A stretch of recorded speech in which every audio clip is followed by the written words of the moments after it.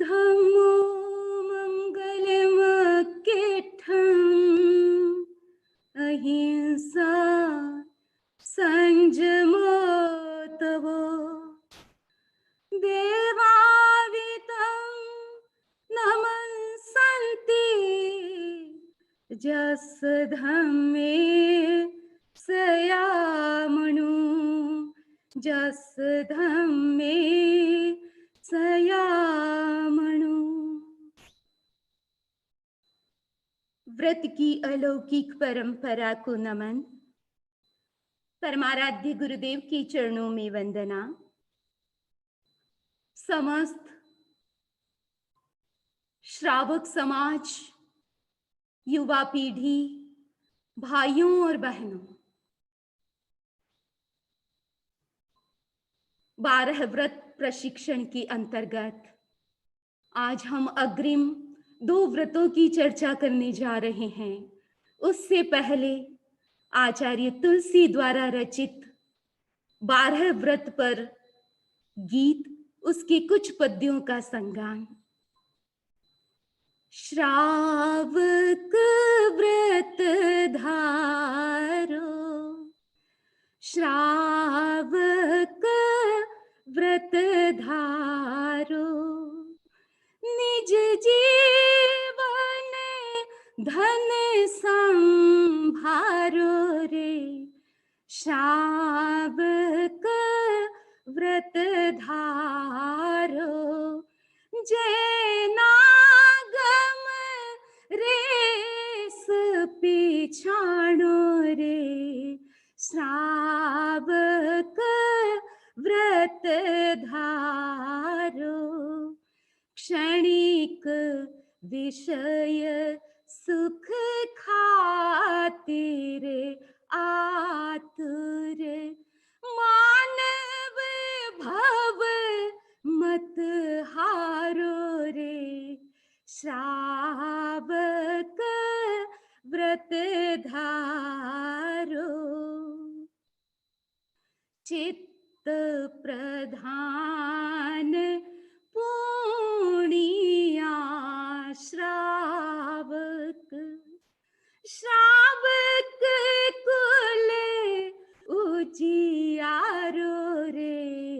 श्रावक व्रत धारो, आनंदादि उपासक वर्णन, सप्तम अंग सुप्यारो रे। श्रावक व्रत धारो, निज जीवन धन संभारो रे। श्रावक व्रत धारो, श्रावक व्रत धारो।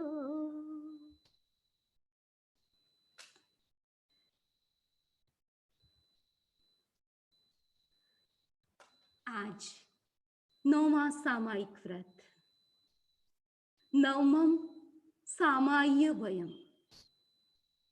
धर्म है समता विषमता, पाप का आधार है। जैन शासन के निरूपण का यही बस सार है। त्याग कर सावध्यचर्या, सुखद सामायिक करूं। लीन अपने आप में हो, मैं भवो दधि को तरूं। मनुष्य, तुम सबसे महान हो। किस लिए महान हो? क्योंकि तुम्हारे में वह सामर्थ्य है जिससे तुम अव्रत रूपी महासमुद्र को पार करने में सक्षम हो। जीवों की 4 योनियां हैं, सांसारिक जीवों की। उनमें एक योनि मनुष्य योनि। इस योनि में ही यह सामर्थ्य है कि मनुष्य व्रत को स्वीकार कर सकता है। ये अधिकार मुख्य रूप से केवल मनुष्य को मिला है। देवता भी चाहते हैं, लेकिन वो व्रत कर नहीं सकते। उनका वो सामर्थ्य नहीं है। इसीलिए व्रत का जो अधिकार है वो मनुष्य के लिए है।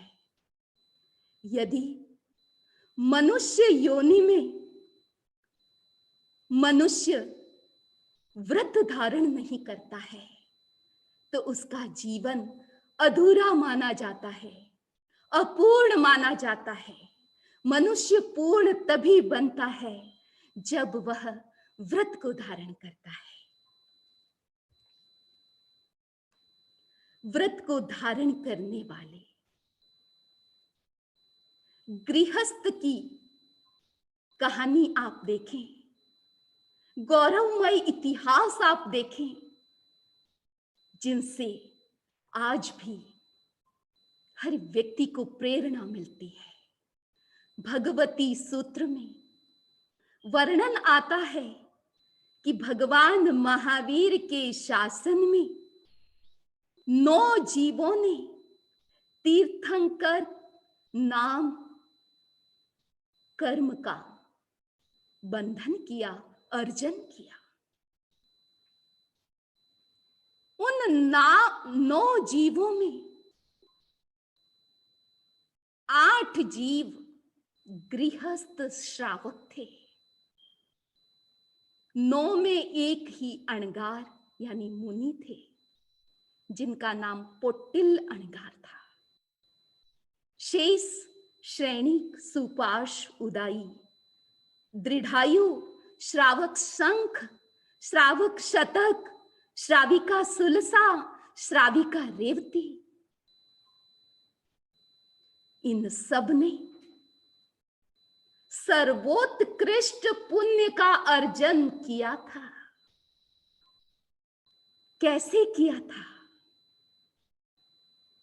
आस्था के बल पर, अनासक्ति के बल पर, विरति की शक्ति के बल पर और अनुमोदना के बल पर, तप के बल पर एक गृहस्थ श्रावक भी सर्वोत्कृष्ट निर्जरा का अधिकारी बन सकता है।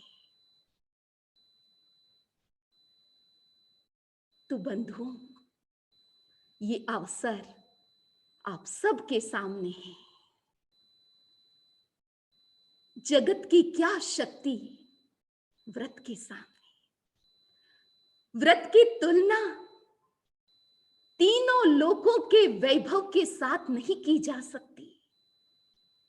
उदाहरण हमारे सामने है। राजा श्रेणिक, उनका विशाल राज्य भी सामायिक के सामने हार चुका था। ये शक्ति व्रत की शक्ति है, सर्व विरति की शक्ति है। आज हम सामायिक की चर्चा कर रहे हैं। पिछले श्रावक प्रतिक्रमण प्रशिक्षण के अंतर्गत आपने विस्तार से सामायिक के बारे में समणी जी से सुना था और आगे जो वर्कशॉप होने वाली है उसमें आप विस्तार से सामायिक के बारे में सुनेंगे। लेकिन ये ऐसा विषय है कि जिस पर बोले बिना भी रहा नहीं जाता। कुछ बिंदुओं की चर्चा आज हम कर रहे हैं। जैसे नवकार मंत्र को कहा गया कि नमस्कार महामंत्र 14 पूर्वों का सार है उसमें, इसी प्रकार सामायिक को भी 14 पूर्वों का सार माना गया, क्योंकि सर्व विरति के बिना,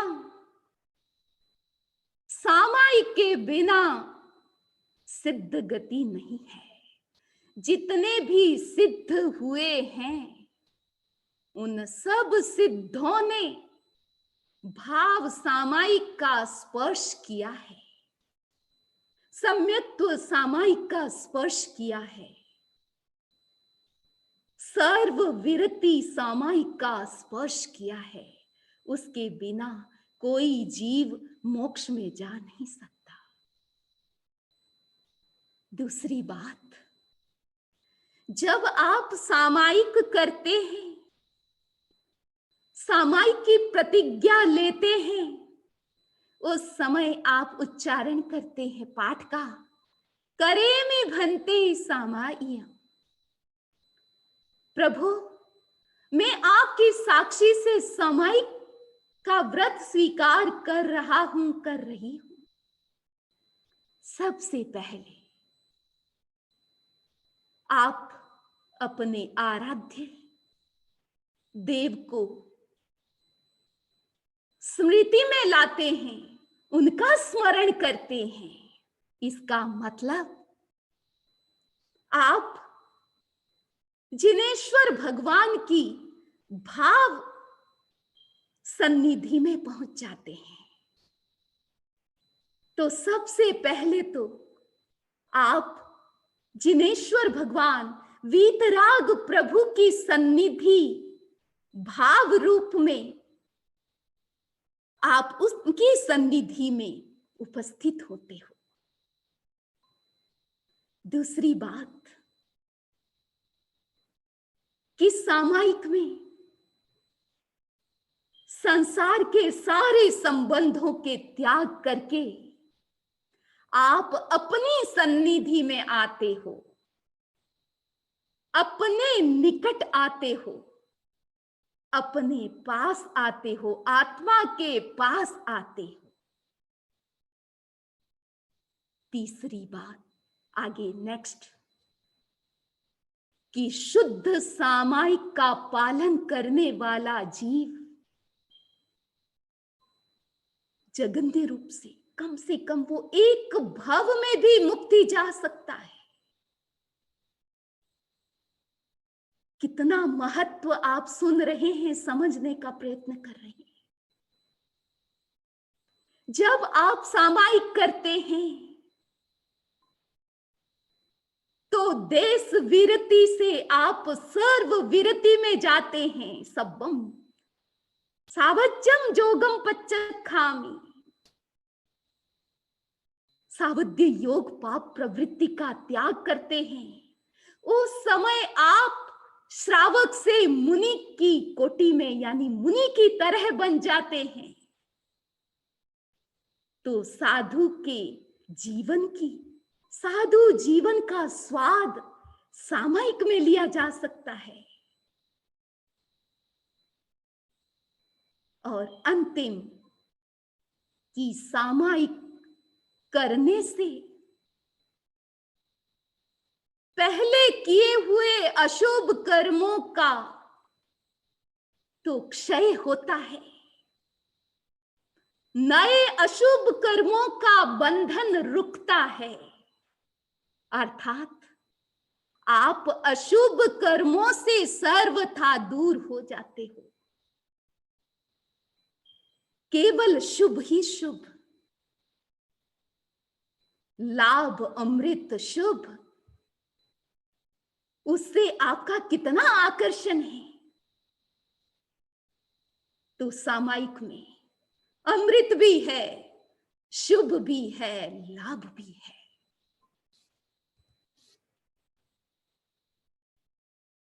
सामायिक में क्या करना चाहिए, करणीय बिंदु आप सब लगभग जानते हैं, स्वाध्याय, जाप, ध्यान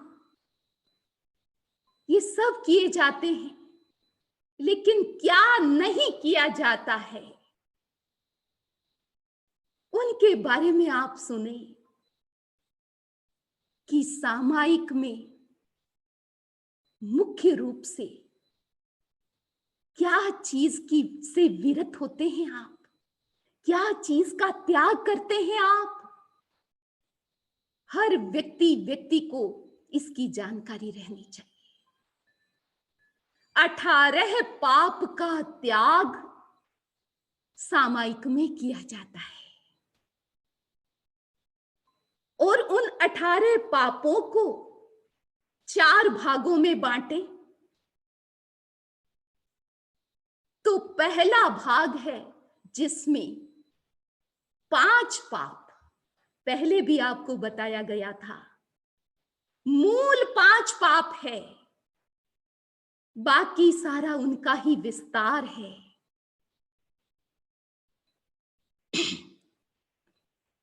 तो 5 पाप उनकी भी चर्चा हमने की थी और ये 5 मूल पाप है, उनके नाम आपको अपने नाम की तरह याद रहने चाहिए। याद रहेंगे तो आप जागरूक रहेंगे, उनसे आप विरत रहेंगे, दूर रहेंगे। प्राणातिपात पाप, मृषावाद पाप, अदत्तादान, मैथुन पाप और परिग्रह पाप, ये 5 मूल पाप है और इन मूल पापों का त्याग सामायिक में होता है। आगे बढ़े। क्रोध, मान, माया, लोभ, राग और द्वेष,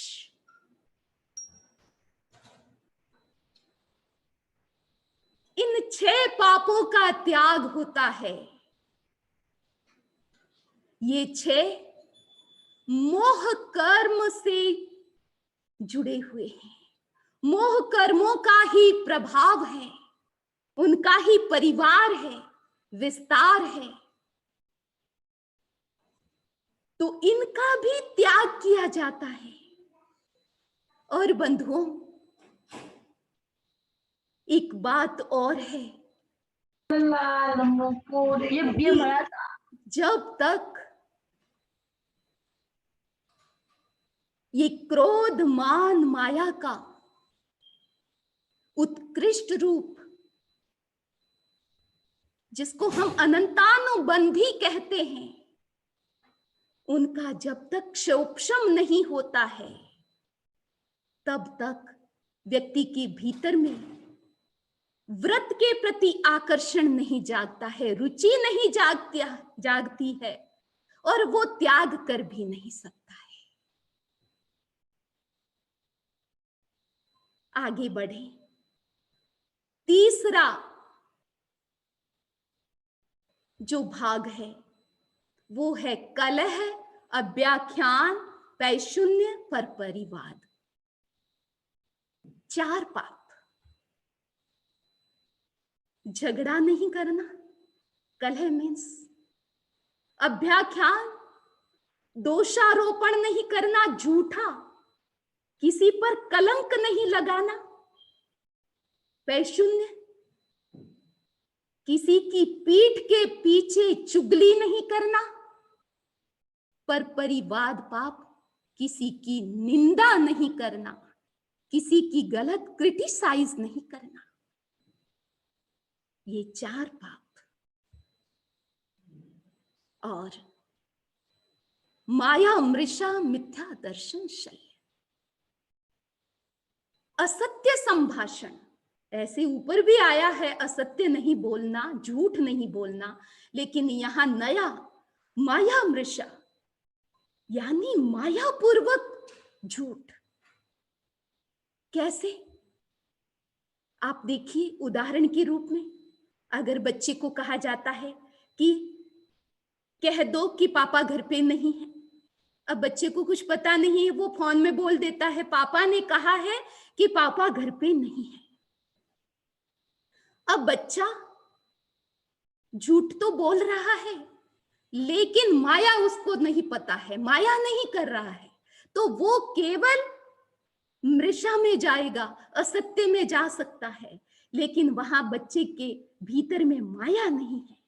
लेकिन जैसे जैसे व्यक्ति बड़ा होता है, किसी को धोखा देना चाहता है, तो वहां वो असत्य का भी प्रयोग करता है, उसके साथ माया माया भी करता है। तो माया पूर्वक असत्य और भी भयंकर होता है। तो बंधुओं, ये पाप, इसकी मन में भी वांछा सामायिक के समय नहीं करनी है। कोई विचार नहीं करना है कि अमुक बात मुझे ऐसे करनी है, उसको ऐसे घुमाना है, उसको ऐसे समझाना है। ये विचार सामायिक में नहीं करने। मिथ्या दर्शन शल्य, मिथ्या दर्शन, मिथ्या दृष्टिकोण, ये दृष्टिकोण जब तक व्यक्ति का सही नहीं बनता, यथार्थ तत्व के प्रति उसके भीतर में एक विशेष शुद्धि प्राप्त नहीं होती, जिससे वो यथार्थ को यथार्थ देख सके, जान सके, उसकी धारणा कर सके। वो शुद्धि जब तक जीव को प्राप्त नहीं होती है, तब तक भी व्यक्ति भाव रूप से व्रत की आराधना नहीं कर सकता है। तो ये एक प्रकार से शल्य माना गया, घाव है। जैसे घाव भीतर ही भीतर व्यक्ति को दुर्बल करता है और भयंकर उसका रूप आगे जाकर के बन जाता है, इसी प्रकार जब तक दृष्टिकोण सम्यक नहीं होता है, तो सारी आध्यात्मिक क्रिया का जो लाभ होना चाहिए, वो लाभ नहीं मिल पाता है। तो ये 18 पाप, उन 18 पाप से निवृत्त होता है व्यक्ति सामायिक में। इसीलिए बंधुओं, जब आप सामायिक करें, तो इन सब बातों का ज्ञान आपको होना चाहिए कि मुझे 18 पाप का सेवन नहीं करना है, अभी मैं बिल्कुल उनसे निवृत्त हूं। और इन्हीं से संबंधित 32 प्रकार के दोष माने गए हैं। उन दोषों से आप निवृत्त हो सकते हैं यदि 2-3 बातों का ध्यान रखें। पहली बात, योगों की स्थिरता। सामायिक में योग आपके स्थिर रहने चाहिए। योगों की चंचलता को रोकना चाहिए। कैसे? सामायिक में आप बैठते हैं तो शरीर बिल्कुल स्थिर रहना चाहिए। बार बार आप जागरूक रहें कि मुझे शरीर को हिलाना नहीं। और वचन से आप मौन, वाणी से जहां तक हो मौन का अभ्यास करना चाहिए। तीसरी बात है दृष्टि की स्थिरता। दृष्टि को स्थिर करें, इधर उधर कहीं नहीं देखें। ये अगर 3 बातें, इन पर अगर आपका ध्यान रहता है, इनका आप अभ्यास करते हैं, तो 32 प्रकार के दोषों से लगभग आप बच जाते हैं।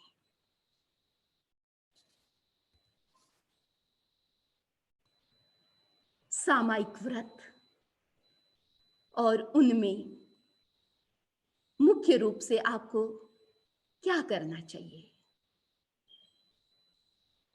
प्रतिदिन भोर में 2 सामायिक की साधना की जाए, एक सामायिक जप की और दूसरी सामायिक भजन की। जिन भाई बहनों के पास समय है, ज्ञान भी है और कई जो गृहस्थ की जिम्मेदारियां हैं, उनसे वो मुक्त भी है, वो अब धार्मिक अनुष्ठान कर सकते हैं, शारीरिक स्वस्थता भी है, घर की अनुकूलता भी है। ऐसी स्थिति में व्यक्ति को समय पर उठ करके सामायिक की साधना करनी चाहिए। ये सामायिक की साधना व्यवहारिक रूप से आपको क्या लाभ देती है? एक साधना 48 मिनट की और उसका इफेक्ट 24 घंटे तक, पूरे दिन उसका इफेक्ट रहता है। जैसे आप कोई टॉनिक लेते हैं, मल्टीविटामिन कोई टैबलेट लेते हैं, तो उसका असर 4 घंटे, 6 घंटे, पूरे दिन भी रहता है। इसी प्रकार सामायिक का भी असर, प्रभाव आपके पूरे दिन पर उसका प्रभाव रहता है। तो जबकि सामायिक से आप अपने आभा मंडल को स्ट्रॉन्ग कर सकते हैं और निर्विघ्न रूप से पूरा दिन कैसे बीते, जीवन में कम से कम बाधाएं न आए, उसके लिए जाप बहुत महत्वपूर्ण है। क्योंकि जाप से निर्जरा होती है और निर्जरा से अपने आप बाधाएं दूर होती है। और दूसरी है भजन की। तो भजन से आप पॉजिटिव वाइब्रेशन क्रिएट करते हैं। पूरे दिन आपकी भावनाएं शुभ पवित्र बनी रहती है। तो इसलिए सामायिक का अनुष्ठान जरूर करना चाहिए। गुरुदेव तुलसी के सामने एक जिज्ञासा आई थी श्रावकों की तरफ से कि सामायिक तो हम लें, लेकिन सामायिक में करें क्या? सबको इसका अंदाजा नहीं होता है, लेकर के बैठ जाते हैं, फिर वो क्या करे उसमें? तो करणीय बिंदु के रूप में एक नया रूप दिया गुरुदेव तुलसी ने, जिसका नाम दिया अभिनव सामायिक। एक पूरी विधि है। उस विधि में स्वाध्याय, जाप, ध्यान सब कुछ उसमें जोड़ा गया। तो अभिनव सामायिक का प्रयोग जब करते हैं तो व्यक्ति को लगता है कि समय कब बीत गया पता ही नहीं चलता है।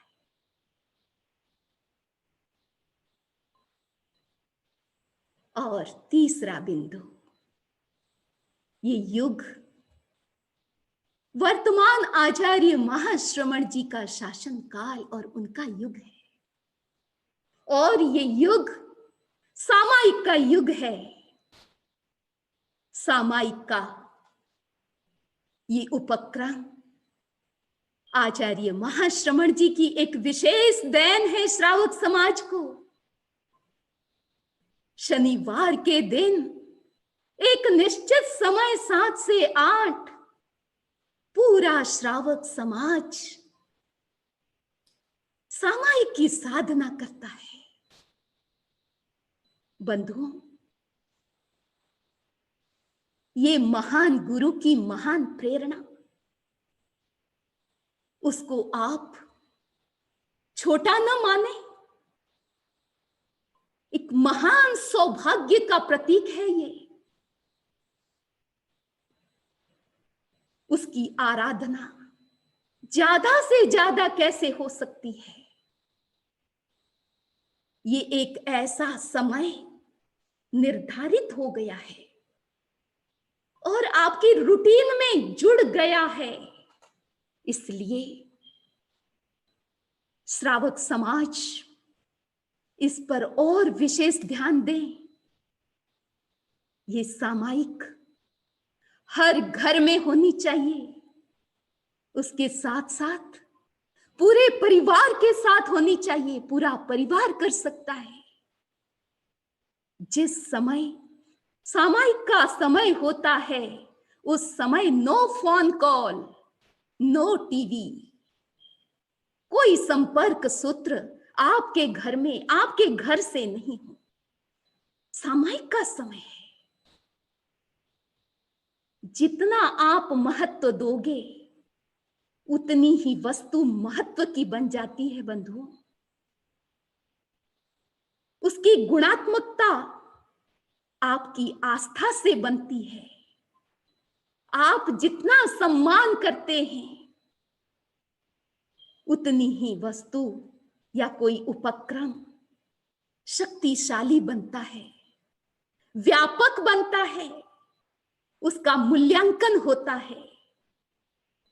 तो इसके साथ साथ आज अवसर है तो मैं ये भी आपको कहना चाहती हूं कि आप घर में कोई भी प्लानिंग करते हैं, कोई पार्टी करते हैं, उसके साथ भी शनिवार का जो समय है सामायिक का, उसका आप बराबर ध्यान रखें।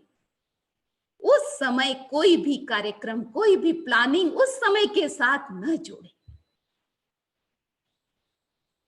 तो ये सारे बिंदु हमारे सामायिक के साथ जुड़े हुए थे। और सामायिक व्रत के अंतर्गत आप त्याग भी कर सकते हैं कि मैं प्रतिदिन एक सामायिक या जितनी भी सामायिक हो, मैं अवश्य करूंगा। तो लक्ष्य पूर्वक इसके त्याग भी किए जाते हैं और कर भी सकते हैं आप। और इसमें विवशता, यात्रा, विस्मृति, अस्वास्थ्य, आप जब भी कोई भी त्याग करते हैं, ये बातें आप अवश्य, आपकी जो मजबूरियां हैं उनको ध्यान में रखते हुए, अस्वास्थ्य की कंडीशन बने, कभी भूल भी जाते हैं और कभी यात्रा पर इस रूप में होते हैं कि आप आगे से आगे ट्रेन में हैं, प्लेन में हैं, तो वहां सामायिक होती नहीं है। तो इस प्रकार आप इस बात का भी ध्यान दें। तो ऐसी कोई भी विवशता दूसरी भी आ सकती है, तो ये सब छूट रख करके आप इसका त्याग कर सकते हैं। अब हमारा 10वां व्रत है देशावकाशिक व्रत। 10वां देशावकाशीय व्रत। त्याग, हिंसा आदि का सामान्य आजीवन किया और यातायात सीमा हेतु दिग्व्रत भी लिया। एक निश्चित समय तक उनको नियंत्रित मैं करूं, स्वल्पकालिक त्यागमय देशावकाशिक व्रत वरूं। ये देशावकाशिक व्रत मुख्य रूप से दिग्व्रत के साथ जुड़ा हुआ है, क्योंकि 12 व्रत में आप पूरे साल के लिए भी लेते हैं और यावत जीवन के लिए भी 12 व्रत ग्रहण करते हैं। तो जब पूरा यावत जीवन के लिए व्रत लिए जाते हैं, तो बड़े मोटे रूप में लिए जाते हैं। जैसे आपने सीमा की कि 50,000 किलोमीटर से आगे मैं यात्रा नहीं करूंगा। दिशाओं की भी सीमा आपने 35,000, 50,000 तक की है। उसके आगे तो आपकी इस भूमि पर तो हो नहीं सकती। तो इतनी सीमा आपने रखी है। और हर दिन तो आप इतनी यात्रा करते नहीं हैं, इतने हजार लगते नहीं हैं, तो अब क्या किया जाए? तो हर दिन जो त्याग किए हुए हैं उनको भी संक्षिप्त कैसे करें और सीमा में और सीमा कैसे करें, उसके साथ ये व्रत जुड़ा हुआ है कि आप प्रतिदिन बाकी सारे व्रत जितने भी हैं, पहले 8 व्रत हैं, वो यावत जीवन के लिए होते हैं, तो उनमें ये व्रत है वो अल्पकालिक है। कुछ उसका समय का निर्धारण हो गया, कम समय के लिए इसके त्याग किए जाते हैं। तो ये दिग्व्रत के साथ तो है ही, क्योंकि दिग्व्रत के त्याग आपने किए हैं, जितनी सीमा आपने कर ली है, उसके बाद आपका कोई रिश्ता नहीं, उस दिशा में आपका कोई परिचय नहीं, आपका कोई वास्ता नहीं, यानी कट ऑफ, पूरे कट ऑफ है। वहां से कुछ लेना नहीं, कुछ देना नहीं, कुछ भेजना नहीं, वहां मुड़ करके ही नहीं देखना है, पूरे त्याग है। तो उसमें फायदा क्या है आपका? उस सीमा को आपने किया है, उसके बाहर आपको जाना नहीं है, तो वहां जितनी हिंसा हो रही है उसमें आप भागीदार नहीं हैं, वहां की हिंसा आपको नहीं लगती है, वहां के सारे पापों के द्वार आपके बंद हो जाते हैं। बहुत बड़ा लाभ है, इसीलिए ये त्याग करवाए जाते हैं। लेकिन ये तो बड़े रूप में आपने त्याग किए हैं, छोटा करना है उसका रूप, यानी सीमा और ज्यादा करनी है, तो फिर ये देशावकाशी के अंतर्गत आता है कि आप अगर आज के दिन यात्रा नहीं कर रहे हैं तो आज यात्रा के त्याग भी कर सकते हैं, गाड़ी का सेवन नहीं कर रहे हैं, गाड़ी का त्याग कर सकते हैं, किसी भी दिशा में आप कितने ज्यादा से ज्यादा कुछ किलोमीटर जाएंगे तो उससे भी ज्यादा थोड़ी सीमा रख लें, लेकिन इस तरीके से इसके त्याग होते हैं। तो देशावकाशिक व्रत में अन्य व्रतों की भी वापिस सीमा करना, यानी उसे संकुचित करना, ये इसका मतलब है। अब आप देखें कि छोटे छोटे व्रत किस रूप में देशावकाशिक व्रत के अंतर्गत आते हैं। 10 प्रत्याख्यान की साधना, उसके बारे में आपने समणी जी से विस्तार से सुना था अभी पिछले वर्कशॉप में। जो साधना नवकारसी से शुरू होती है, छोटे छोटी तपस्याएं होती है इसमें 10 प्रत्याख्यान में। नवकारसी और दिवसचर्या सबसे छोटे ये तप है, तो ये बहुत आसानी से करते हैं, किया जा सकता है, इसीलिए भाई बहन इस पर भी ध्यान दें कि छोटे छोटे तप आप कैसे कर सकते हैं। हर दिन तप होना चाहिए, जितनी आप की क्षमता है, क्षमता के अनुसार जरूर करें।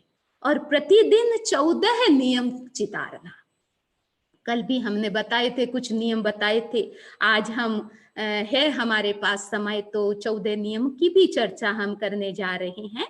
तो 14 नियम भी प्रतिदिन के हैं कि जो 12 व्रत में आपने त्याग किए हैं, उन 12 व्रतों की कंडीशन आज के दिन आपकी क्या है, आज आप क्या क्या और उनमें से कम कर सकते हो, ये 14 नियम के माध्यम से आप करते हैं। रात्रि भोजन का तिविहार चौविहार त्याग, ये देशावकाशिक व्रत के अंतर्गत आता है, तो इसकी भी आप सीमा करें। आप देखिए रात्रि भोजन का त्याग पहले तो एक परंपरा थी कि हमारी पहचान थी कि जैन श्रावक कौन, जैनी कौन, जो रात को नहीं खाता है वो जैनी, और ये महापाप से जुड़ा हुआ है।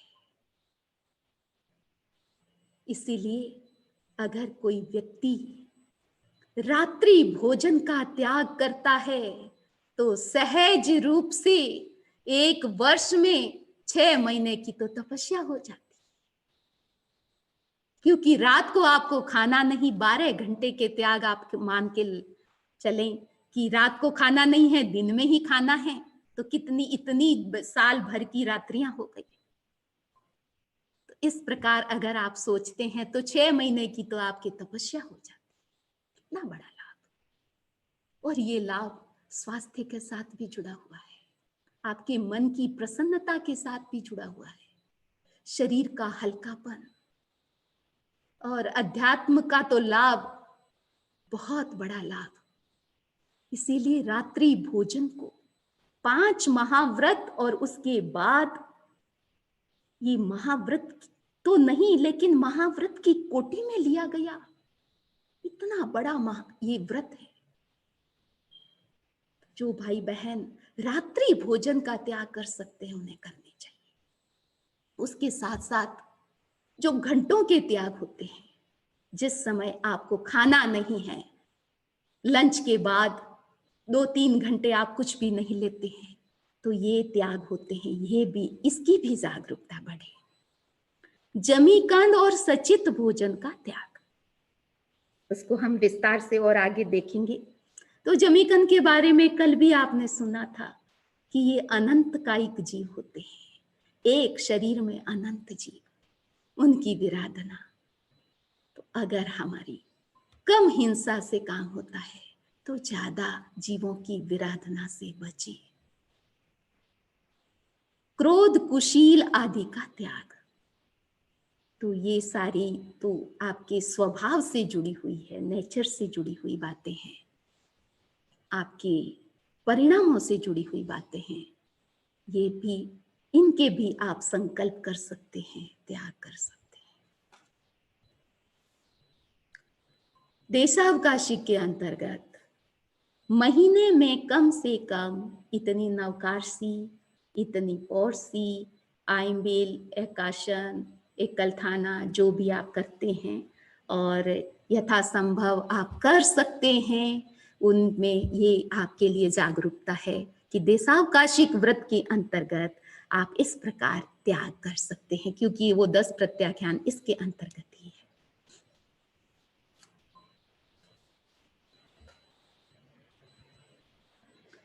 रात्रि भोजन का यावत जीवन त्याग अथवा साधु साध्वी मेरे गांव में, एरिया की सीमा में रहे तब तक त्याग, या महीने में कम से कम इतने दिन तक त्याग। ये आप देखें, चातुर्मास अभी चल रहा है, चातुर्मास में भी श्रावण भाद्रवा चलता है, तो लोग बड़े बस ये 2 महीने तो इतने सीजन के मानते हैं।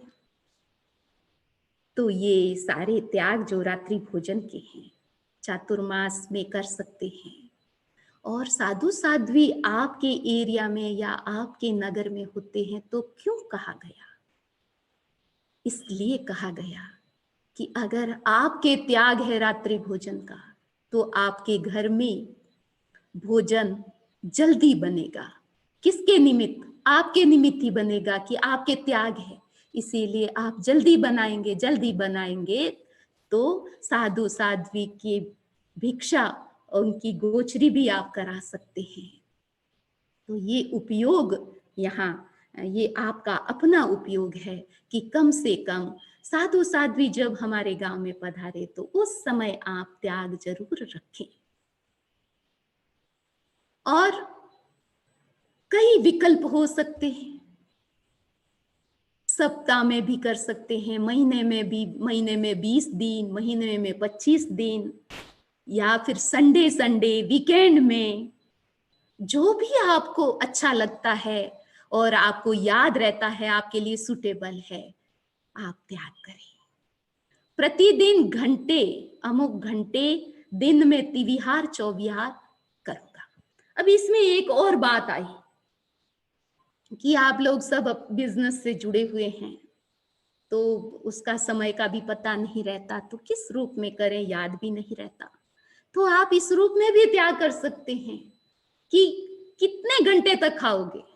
दिन में खाने का समय आपका कितना, सारा समय आप पूरा काउंट करें तो कितना होगा? लंच करते हैं तो कितना समय लगाते हैं? ज्यादा से ज्यादा, बहुत ज्यादा लोग फास्ट खाते हैं, हालांकि खाना नहीं चाहिए फास्ट। तो आधा घंटा, पौन घंटा बातें करते करते खाते हैं तो पौन घंटा भी लग जाता है।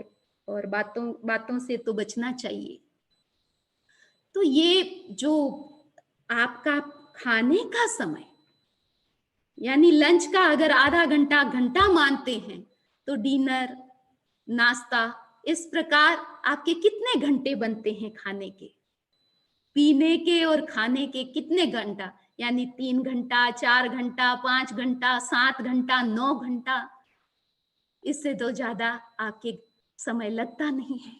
तो ऐसे भी त्याग किया जा सकता है कि पूरे दिन में 5 घंटे खाने की छूट, उसके अतिरिक्त मेरे त्याग। ये कितना अच्छा त्याग का तरीका है। 5 घंटे रख लिए, उससे ज़्यादा आपको जितने रखने हैं, 7 घंटे, 9 घंटे खाने के रख लो, बाकी के आप त्याग कर सकते हैं। इसके साथ-साथ 14 नियम का भी एक नियम लिया जाता है। ये है तो नियम, इनका भी नियम होता है कि मैं प्रतिदिन 14 नियम चितारूँगी। दिग्व्रत में की हुई जो सीमा है आपकी, उसमें भी पहले ही बता दिया कि उसमें भी आप वापिस सीमा करें, उसके भी त्याग साल भर के भी हो सकते हैं। यावत जीवन की सीमा अलग से रखी गई है और आपको साल भर की करनी है, तो साल भर की भी वापिस सीमा हो सकती है और साल भर में और जिस दिन करनी है, उसकी भी सीमा में सीमा। कम से कम 10 मिनट संवर की साधना, यानी ये देशावकाशिक व्रत में ये छोटा इसका व्रत है। कम से कम छोटा सा व्रत ये है, अगर आप 10 मिनट भी संवर करते हैं, त्याग करते हैं, तो वो भी देशावकाशिक व्रत में गिना जाता है। थोड़ा सा समय हमारे पास में है, तो ये 14 नियम आप देख रहे हैं, पूरी लिस्ट हमारे सामने है, जिसमें पहला है सचित्त के त्याग किए जाते हैं। सचित्त की वस्तुओं की सीमा कर लें आप कि ये मेरे सचित्त लगेंगे, ये छूट, उसके अतिरिक्त सारे त्याग। द्रव्य मीन्स आइटम, हर दिन आप आइटम के त्याग कर सकते हैं। कैसे वो धन्य है साधु साध्वी, श्रावक श्राविका, जो 2 द्रव्य भी रखते हैं, 4 द्रव्य पर भी निर्भर रहते हैं और कितनी सीमा करके जीते हैं वो।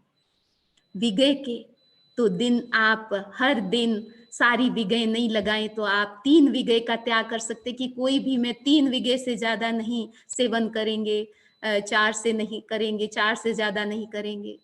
पूरे विगय के भी त्याग होते हैं। पन्नी में जूते आ गए, तो इसकी सीमा हर दिन आप त्याग करें। देखिए, आप फायदा आपके लिए ही है, ये आपकी धर्म कमाई है, आपका अपना आध्यात्मिक बिजनेस है ये।